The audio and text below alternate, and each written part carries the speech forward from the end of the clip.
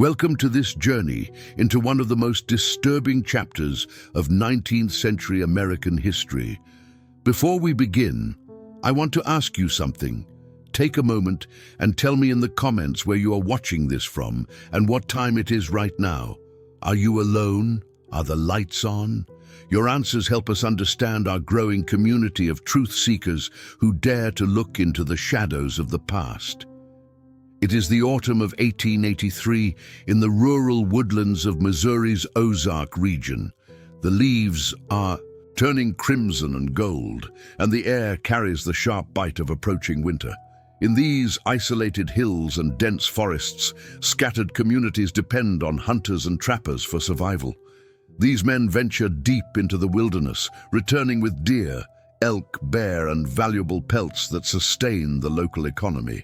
They are respected, they are necessary, they are trusted. Thomas Aldrich Mercer was one such man. At 34 years old, he had built a reputation as one of the most skilled hunters in 3 counties. His cabin stood at the edge of a dense forest, accessible only by a narrow trail that wound through towering oaks and treacherous ravines. He lived there with his wife Martha and their 2 young children. To his neighbors in the nearby settlement of Thornhill Creek, Mercer was a quiet, hard-working provider. He delivered fresh game to local stores. He sold premium pelts to traders who came through twice a year. He kept to himself, which was common for men of his profession. But in the fall of 1883, something began to unravel. 3 travelers vanished on the forest trail that passed near Mercer's property. First, a peddler in June, then a surveyor in August, finally a young missionary in October. Each disappearance was initially attributed to the dangers of the wilderness. Bears were common, cliffs were hidden by undergrowth, men got lost and perished from exposure. The forest, after all, was unforgiving. Then came November 15th.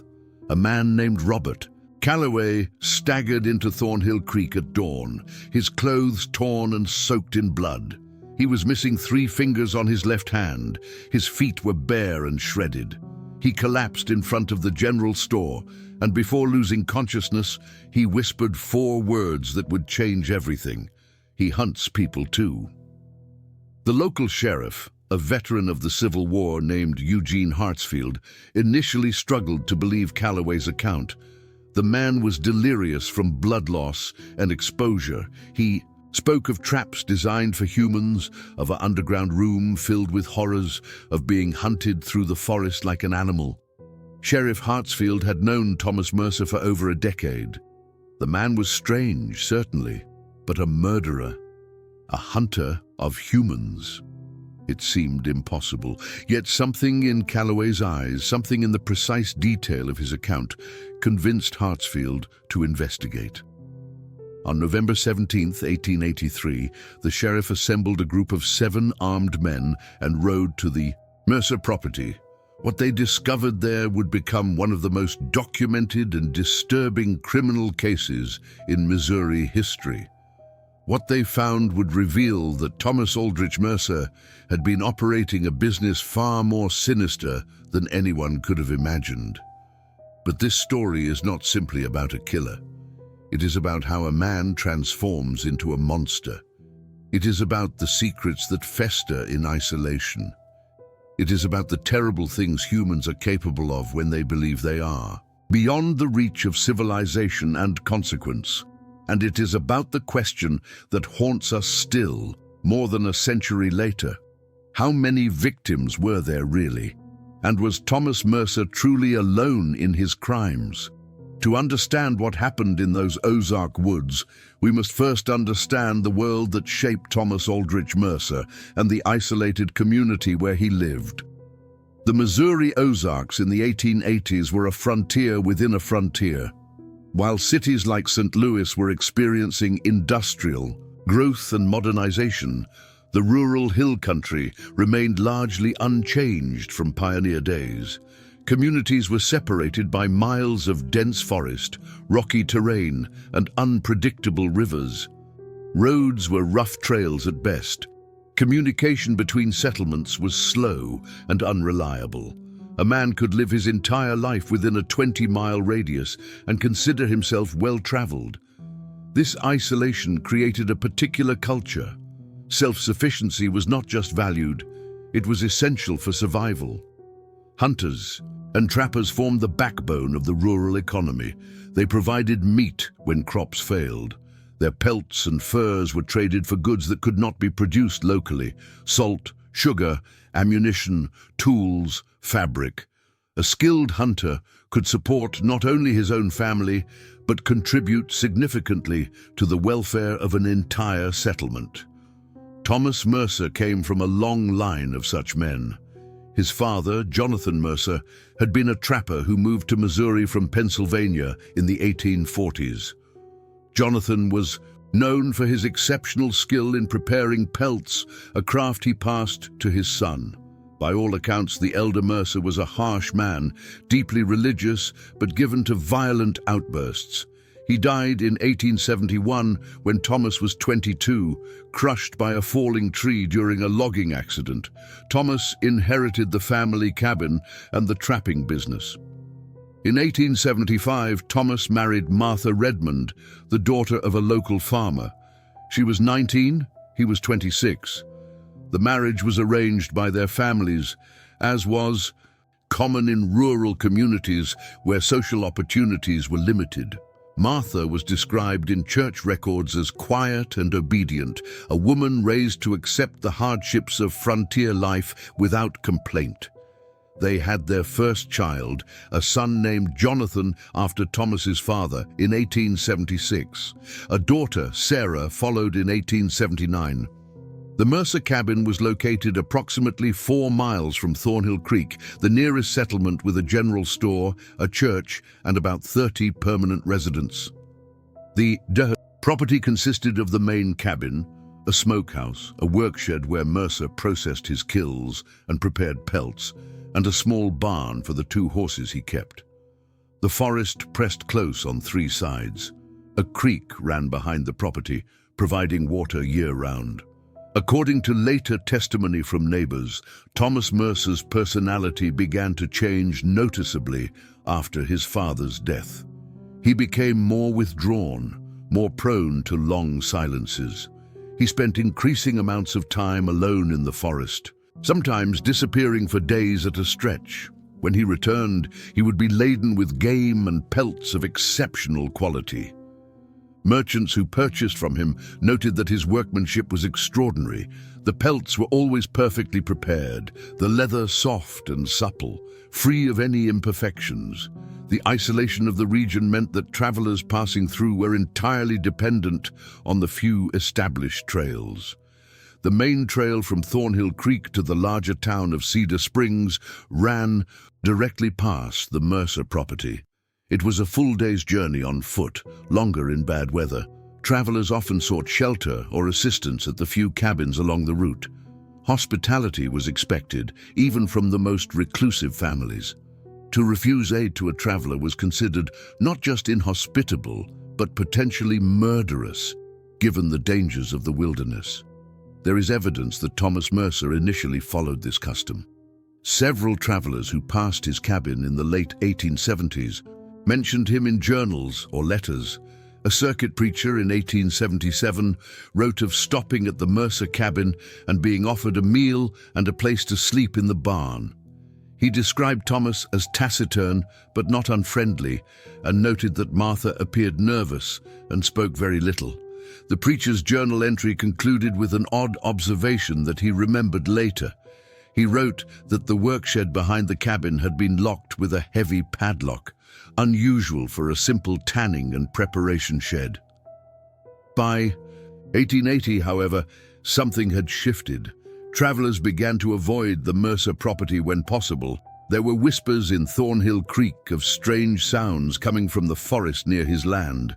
Hunters reported finding elaborate traps in locations far from any known game trails. These were not normal animal traps, but complex mechanisms involving tripwires, concealed pits, and spring-loaded devices that seemed designed to catch something much larger than a deer or bear. When questioned about These traps, Mercer claimed they were experimental designs for catching wolves, which had been troubling local livestock. This explanation was accepted. After all, Thomas Mercer was known as an innovator in hunting techniques. His pelts were the finest anyone had seen. His methods, while unconventional, seemed to produce remarkable results. The local economy depended on men like Mercer. No one wanted to believe that something was wrong. No one wanted to ask too many questions. And so, when travelers began to disappear, the community looked for explanations that did not involve one of their own. The first documented disappearance occurred in March of 1881. A timber surveyor named William Hatch was traveling from Cedar Springs to Thornhill Creek to assess forest parcels for a lumber company. He never arrived. A search party found his horse wandering near the main trail, still saddled but riderless. Hatch's surveying equipment was missing.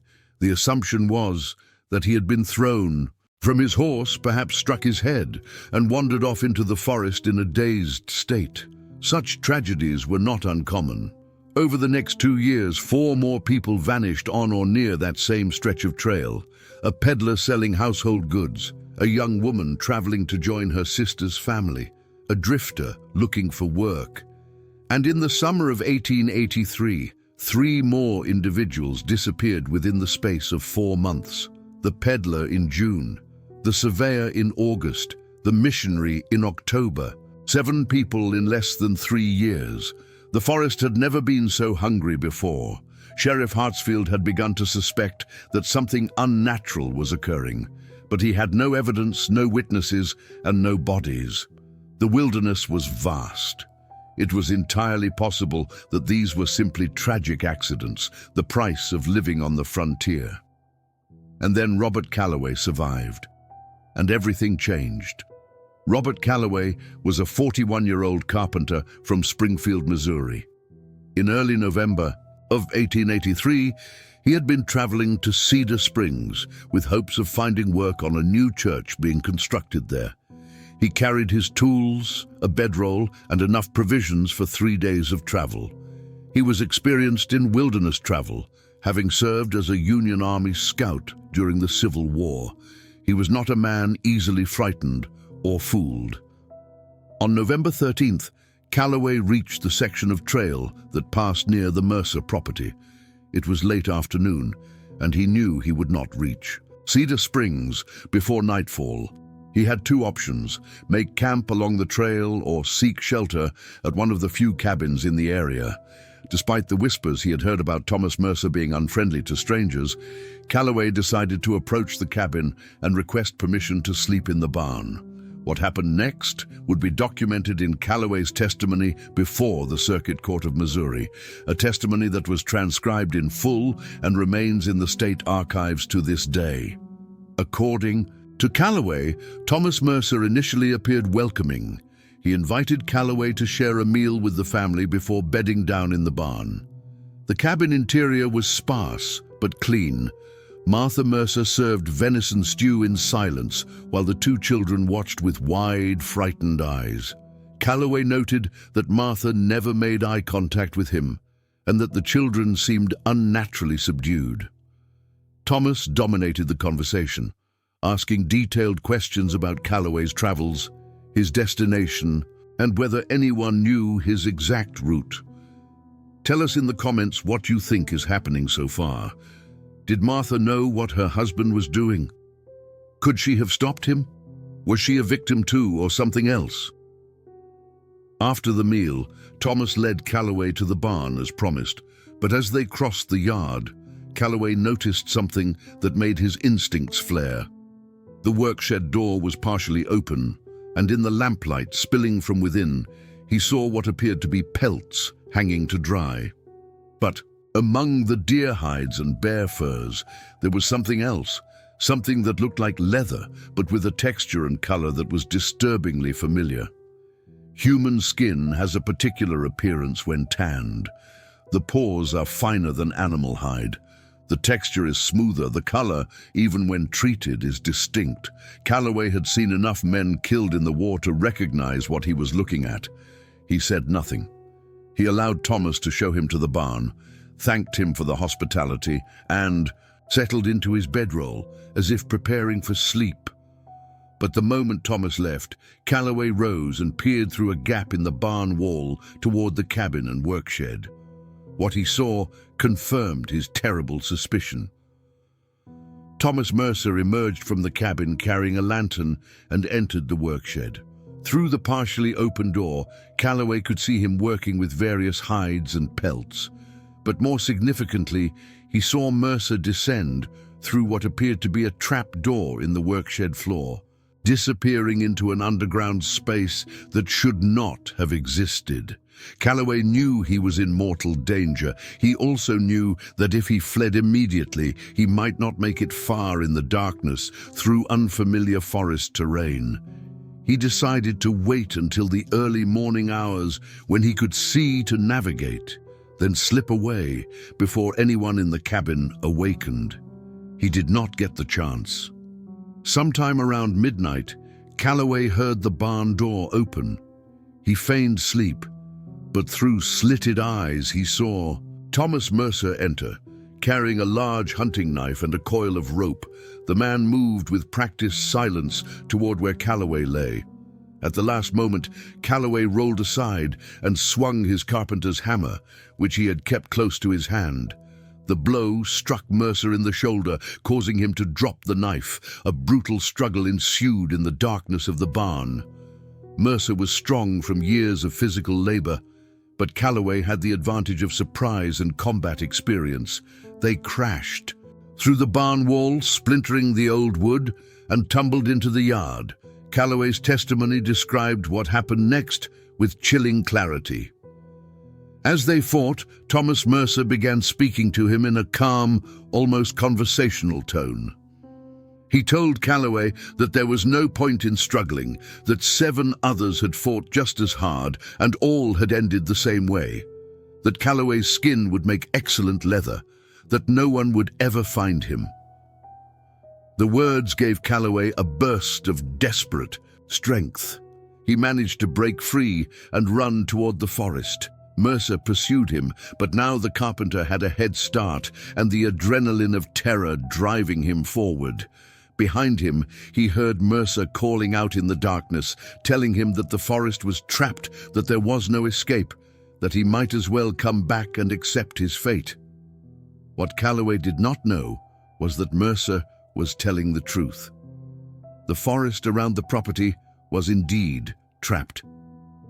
As Calloway ran blindly through the trees, his left hand struck a tripwire. The mechanism activated instantly. A heavy log studded with iron spikes swung down from the trees, designed to strike at chest height. Calloway, moving at full speed, could not stop. The impact was devastating. 3 of his fingers were torn away entirely. He was thrown backward, his shoulder dislocated, his ribs cracked. He lay stunned on the forest floor, expecting at any moment to feel Mercer's knife at his throat. But instead, he heard the man's footsteps moving away back toward the cabin, and then he understood. Mercer was not worried about finishing him. Mercer believed the forest would do it for him, the traps, the darkness, the cold, the blood loss. Calloway would die out here, just another victim of the unforgiving wilderness. But Robert Calloway had survived battlefields and prisoner of war camps. He had endured things that would have broken lesser men. He tore strips from his shirt and bound his mangled hand as best he could. He oriented himself by the stars and began moving in what he believed was the direction of Thornhill Creek. He avoided anything that looked like a trail or a clear path, knowing these were most likely to be trapped. He moved through the densest undergrowth, accepting the cuts and scratches as the price of survival. He walked through the entire night and into the dawn. At times he heard sounds behind him, movements that might have been Mercer following to ensure he died. Or perhaps they were simply the normal sounds of the forest, amplified by terror and blood loss. He could not be certain. When he finally staggered into Thornhill Creek and collapsed in front of the general store, he had traveled nearly 6 miles through trackless forest. His feet were ruined. His hand was a mass of congealed blood. He was hypothermic and delirious. But he was alive, and he had a story to tell. Sheriff Eugene Hartsfield was summoned immediately. The town doctor, a man named Ambrose Kettering, tended to Calloway's injuries while the sheriff listened to his account. At first, Hartsfield was skeptical. The story seemed too extreme, too horrible. But as Calloway provided specific details about the layout of the Mercer property, about the hidden trapdoor in the workshed, about the traps in the forest, and most damning of all, about the human pelts he had seen, the sheriff began to understand that he was not hearing the ravings of a madman. He was hearing a confession of evil. On November 17th, 1883, Sheriff Hartsfield and 7 armed men rode to the Mercer cabin to investigate. They expected resistance. They expected denials. What they did not expect was what they actually found waiting for them beneath that isolated cabin in the Ozark woods. The posse arrived at the Mercer property at mid-morning. The November air was cold and still, the forest silent except for the occasional cry of a crow. Smoke rose from the cabin chimney, indicating that someone was home. Sheriff Hartsfield arranged his men in a perimeter around the property, ensuring that if Thomas Mercer attempted to flee, he would be captured.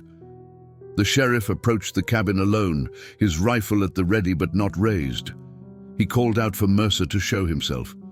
For a long moment, there was no response.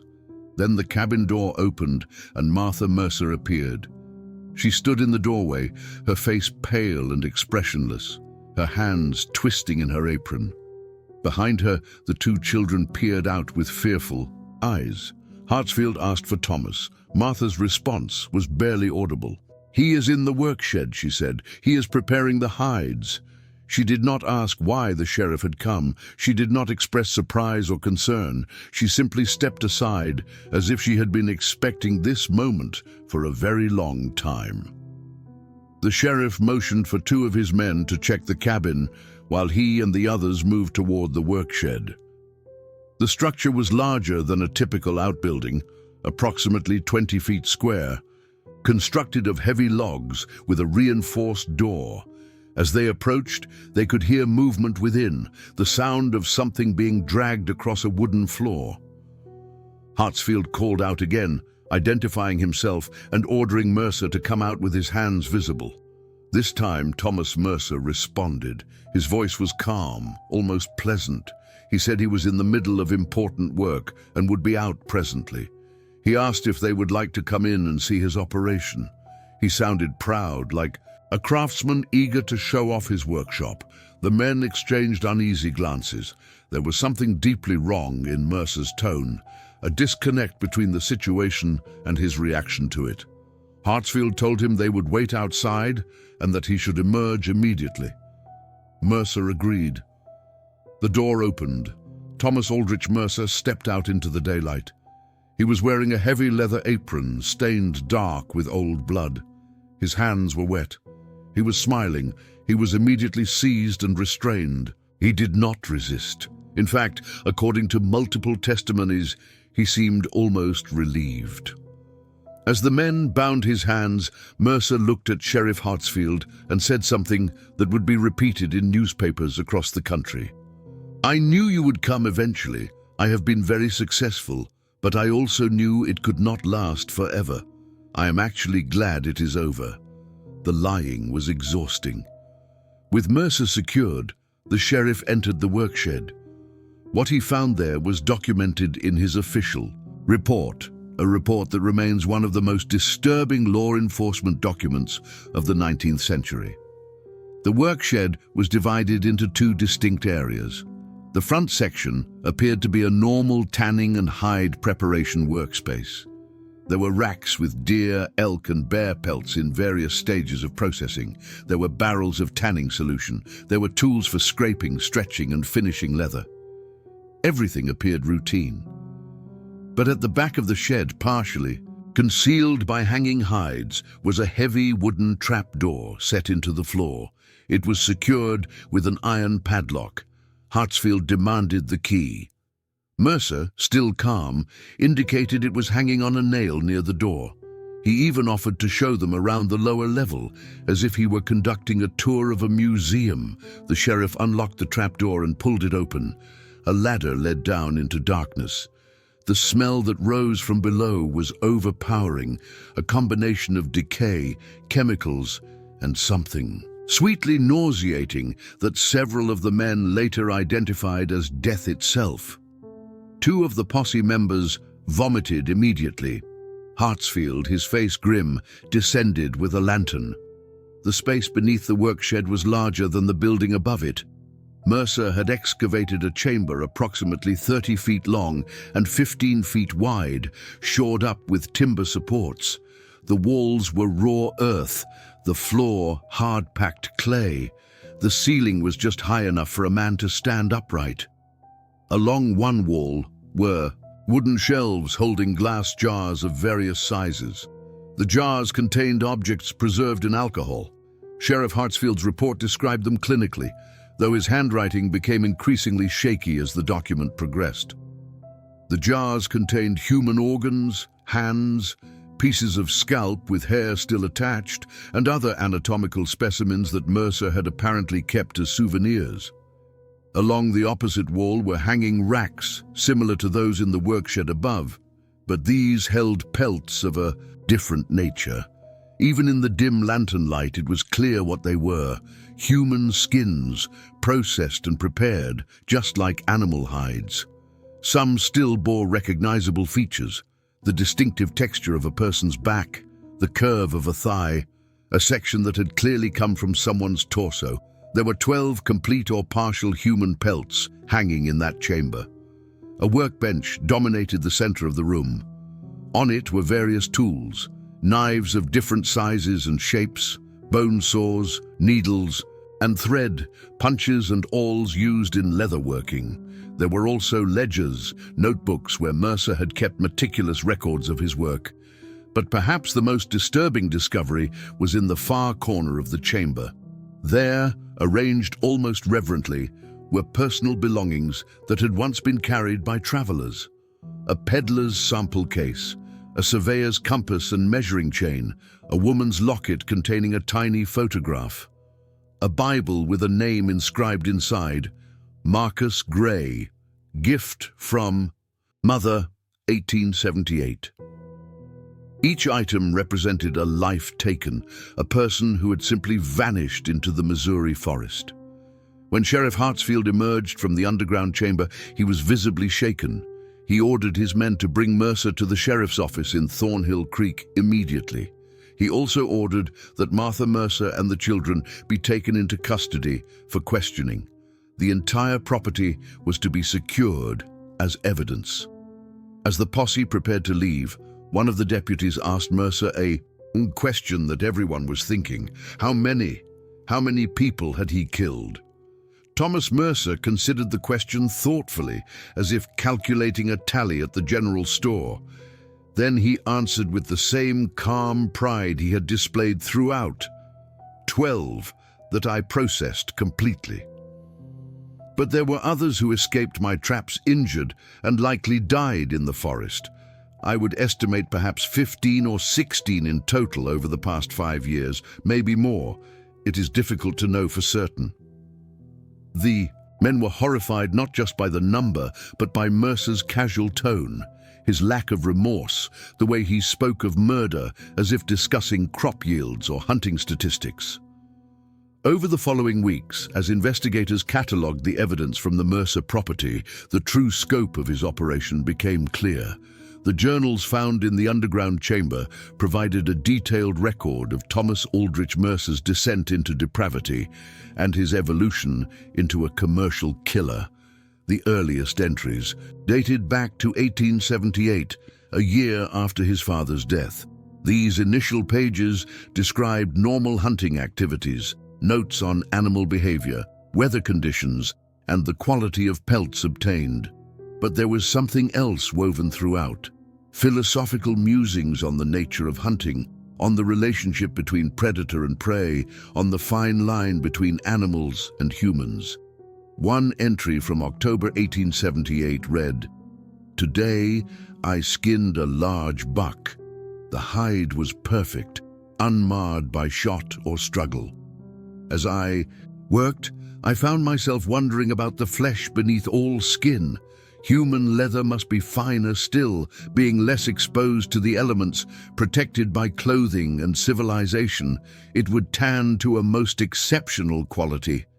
This is not a new thought. It has been with me for some time now.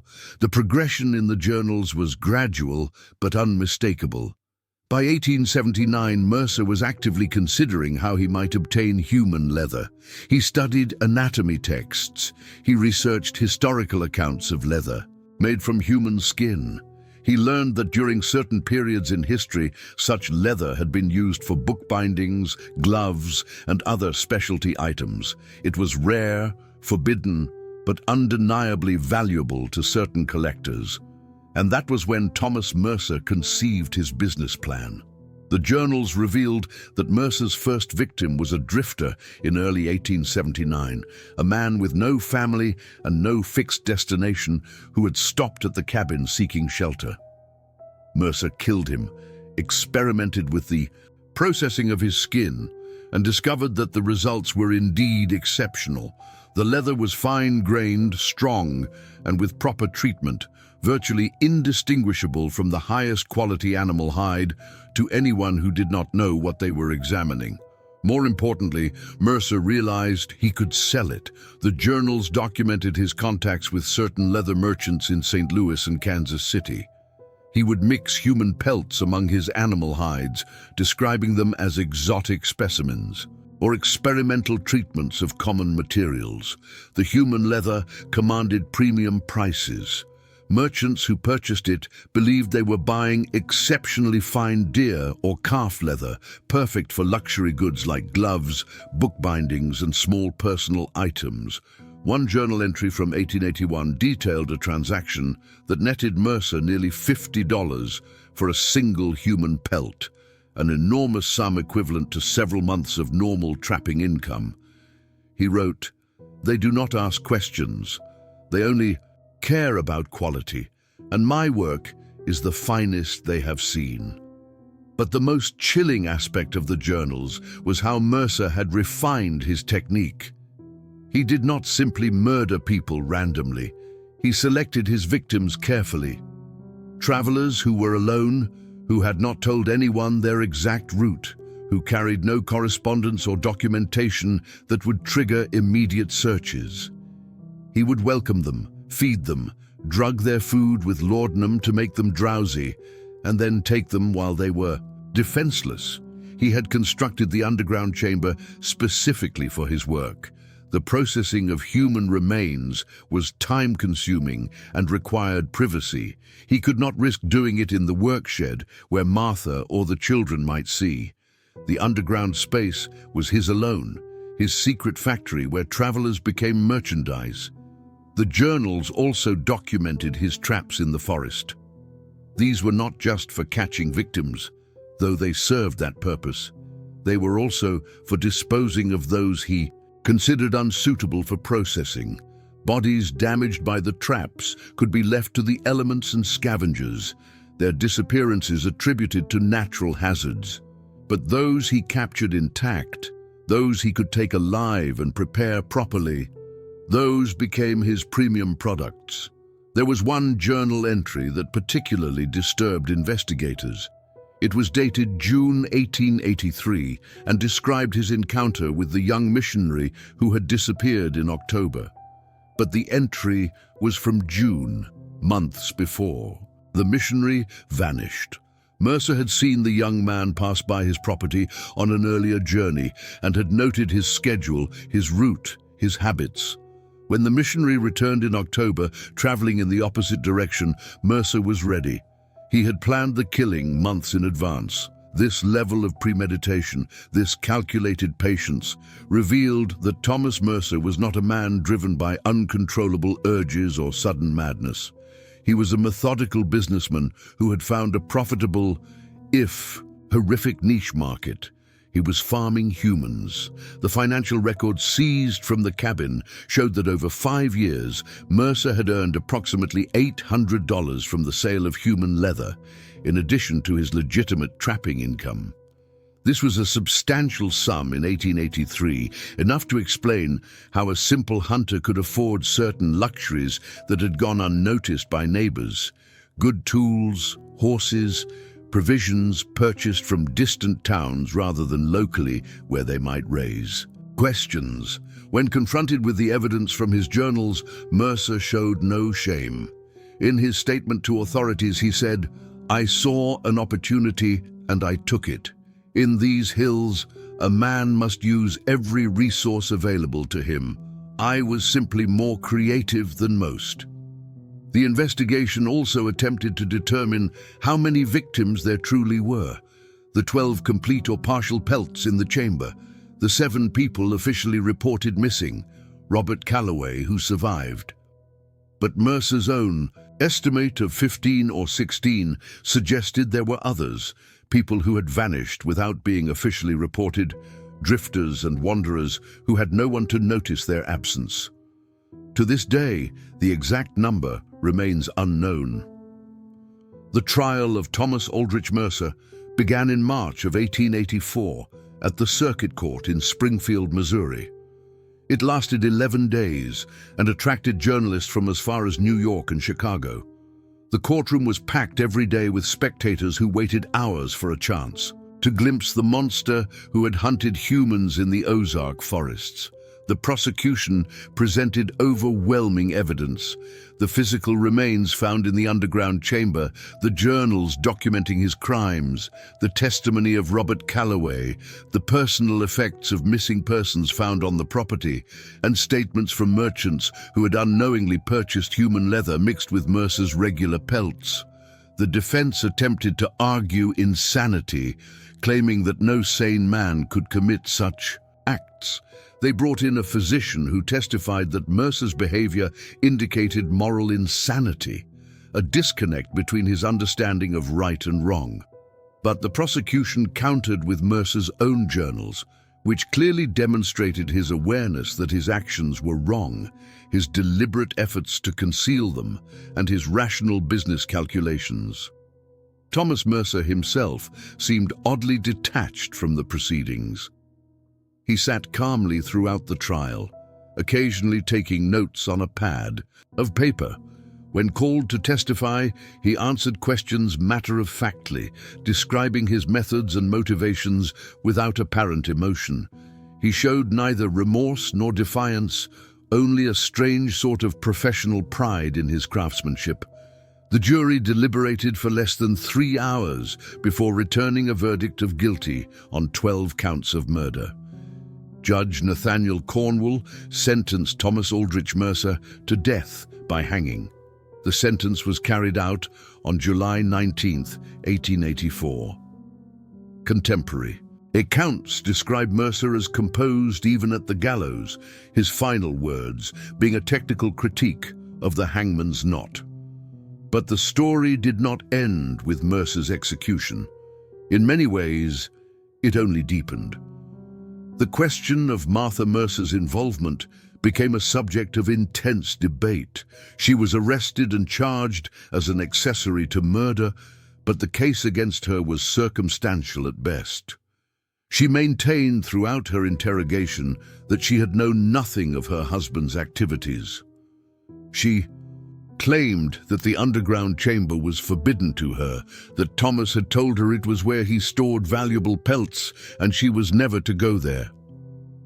She said the children were similarly kept away from the workshed. Prosecutors were skeptical.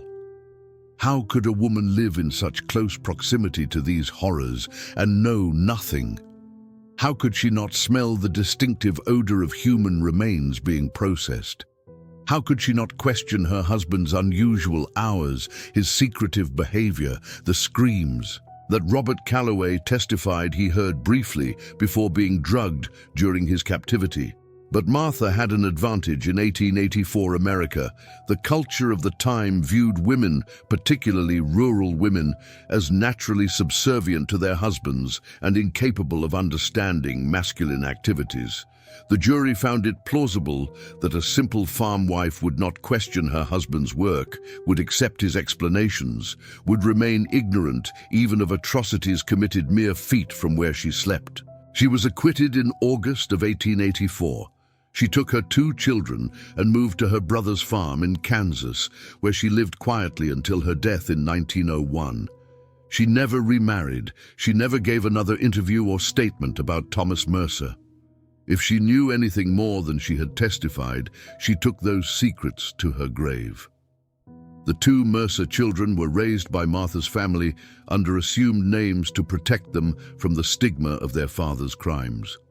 What became of them is largely unknown, though there are unconfirmed reports that the son, Jonathan, died in a farming accident in 1895 and that the daughter, Sarah, married and moved to Oregon in the early 1900s.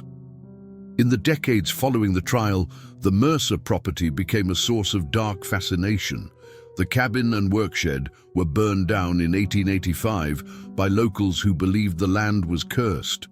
But that did not stop people from visiting. By the 1920s, the site had become a macabre tourist attraction, with curiosity seekers hiking to the location to see where the underground chamber had been. In 1947, a team of historians and forensic specialists from the University of Missouri conducted an excavation of the site. They were hoping to determine if there were additional victims buried on the property. What they found was both enlightening and disturbing. Beneath the location of the former workshed, they uncovered the remains of the underground chamber, which had partially collapsed over the decades. Within the rubble, they found bone fragments from at least 8 individuals. More significantly, they discovered a second, smaller underground space that had not been documented in the original 1883 investigation. This chamber appeared to have been used for storage and contained more personal effects from victims, including a woman's wedding ring engraved with initials and a date from 1880. The 1947 excavation report concluded that Thomas Mercer's victim count was likely higher than the 12 he had confirmed. The evidence suggested at least 18 to 20 victims over his 5-year killing spree, making him one of the most prolific serial killers in American history at that time. In 1963, a retired Kansas City detective named Harold Pemberton published a book titled The Ozark Hunter, Thomas Mercer and the American Nightmare. In his research, Pemberton uncovered something that had been missed during the original investigation. He found records of leather goods sales in St. Louis that included notations about premium quality leather purchased from a Missouri supplier in the early 1880s. Some of these goods, luxury items like book covers and glove boxes, were tracked through estate sales and auctions. Pemberton arranged for forensic testing of several items he believed might contain human leather. The results, using techniques available in the 1960s, were inconclusive but suggestive. He estimated that human leather from the Mercer operation might have been incorporated into as many as 40 to 50 finished products that were sold throughout the Midwest and beyond. The implications were haunting. People had owned and used items made from human skin without ever knowing. These objects had been passed down as heirlooms, sold in antique shops, displayed in homes. The victims of Thomas Mercer had been literally commodified, turned into consumer goods that existed in the world long after their deaths. In 1979, during the construction of a highway bypass near the former Mercer property, road crews uncovered additional human remains buried in the forest approximately half a mile from the cabin site. The remains were incomplete and badly deteriorated, but forensic analysis dated them to the early 1880s. These were likely victims who had been caught in Mercer's forest traps and whose bodies he had simply buried rather than processed. The most recent discovery came in 1998. A local historian named Margaret Colby was researching family genealogies in the Missouri State Archives when she came across a collection of letters donated by the estate of a deceased Springfield resident. Among these letters was correspondence between two leather merchants in 1882 and 1883. The letters discussed a supplier of exceptional quality pelts and made specific reference to leather that one merchant found unusual but could not quite identify. One letter, dated November 1883, just days after Mercer's arrest, expressed shock at discovering the supplier's true identity. The merchant wrote that he had purchased perhaps 30 pelts from Mercer over 2 years, and now wondered with horror what percentage of those might have been human. The letter concluded with a statement that he had destroyed all remaining inventory from that supplier and would never speak of it again. Colby's discovery suggested that Mercer's commercial operation was more extensive than previously documented, and that there were merchants who suspected the truth but chose to remain silent rather than face legal and social consequences. More than 140 years have passed since Thomas Aldrich Mercer was hanged for his crimes. The Ozark forest has reclaimed the land where his cabin once stood. Modern highways now pass near the site, and few travelers know they are driving past a place where some of the darkest chapters in American criminal history unfolded. But the questions remain, and they haunt us still. How many victims were there truly? The official count stands at 12 confirmed, but the evidence suggests 18 to 20, possibly more. Some researchers believe the actual number could exceed 25 when accounting for drifters, Native Americans, and others whose disappearances went unreported in the 1880s. We will likely never know the full truth. What happened to the human leather that Mercer sold? Harold Pemberton's research suggests that dozens of items made from human skin entered the consumer market. Some may have been destroyed when merchants realized the truth. Others may have been unknowingly discarded over the years, but it is entirely possible that some still exist, hidden in antique collections or estate holdings, their true nature unknown to their current owners. The thought is deeply unsettling. Was Martha Mercer truly innocent? This question generates the most debate among historians and true crime enthusiasts. The evidence is contradictory. On one hand, the culture of the time made it conceivable that a wife could remain ignorant of her husband's activities, particularly in an isolated rural setting where gender roles were strictly defined. On the other hand, the proximity of the crimes to the family's living space, the sounds and smells that must have been present, the changes in Thomas's behavior all suggest that complete ignorance would have been difficult to maintain. Some researchers believe Martha was a victim of abuse and terror, too frightened to speak or act. Others believe she was a willing accomplice who escaped justice by playing the role of the naive farm wife. The truth died with her in 1901. Were there other accomplices? This is perhaps the most disturbing possibility. Some of the merchants who purchased Mercer's pelts wrote in private correspondence that the leather had unusual qualities. Did any of them suspect and remain silent for profit? The 1883 letter discovered by Margaret Colby suggests at least one merchant had suspicions. Were there others who guessed the truth and chose complicity over revelation? And what about the traders who visited Mercer's property twice yearly? Did they see anything? Know anything? The historical record provides no definitive answers. There is also the question of whether Thomas Mercer acted entirely alone in the physical commission of his crimes. His journals mention no accomplices, and no evidence ever emerged suggesting anyone else participated in the killings. But some researchers have noted that the logistics of his operation, particularly the construction of the elaborate underground chambers and the forest trap system, would have been easier with assistance. Could there have been someone else involved who was never identified? Or was Mercer simply more capable than we imagine? A man whose physical strength and determination allowed him to build his nightmare operation single-handedly? The psychological profile of Thomas Mercer remains a subject of study. He displayed characteristics that modern criminal psychology would recognize: the methodical planning, the lack of empathy, the ability to compartmentalize his crimes from his public persona, the pride in his work. He was an organized serial killer, a category that would not be formally defined until decades after his death.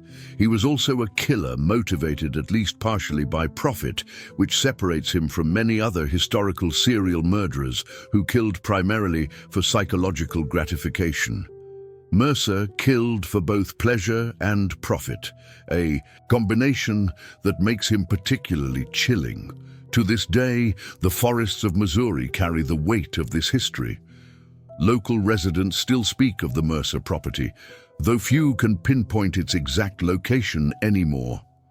There are stories, perhaps apocryphal, of hikers finding old rusted metal in the woods, remnants of the traps that Thomas Mercer built to catch his human prey.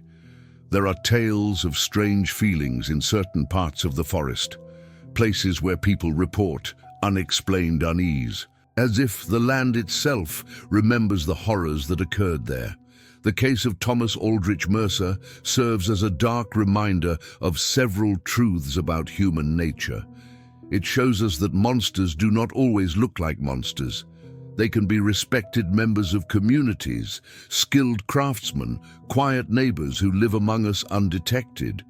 It shows us that isolation can breed horrors, that places beyond the reach of civilization can become hunting grounds for those who choose to prey upon the vulnerable.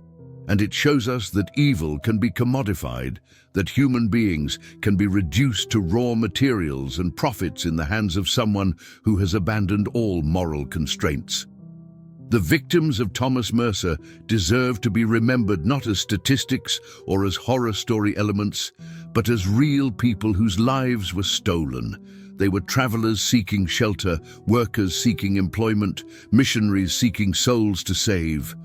They trusted in the basic hospitality of the frontier, and that trust was betrayed in the most horrific way possible. Their names, most now forgotten, their faces lost to time, are part of the permanent shadow that hangs over the Missouri Ozarks. And somewhere, perhaps, items made from their skin still exist in the world, silent testimonies to one man's descent into absolute evil. Welcome to our community of truth seekers. If this story has affected you, if you have theories about the unanswered questions, if you know anything about the Mercer case that has not been documented, please share in the comments below. Subscribe to our channel and ring the notification bell to join us as we continue to explore the darkest corners of history. Until next time, remember that the past is never truly dead. It lives in the shadows, waiting to be discovered, and sometimes those shadows are darker than we ever imagined.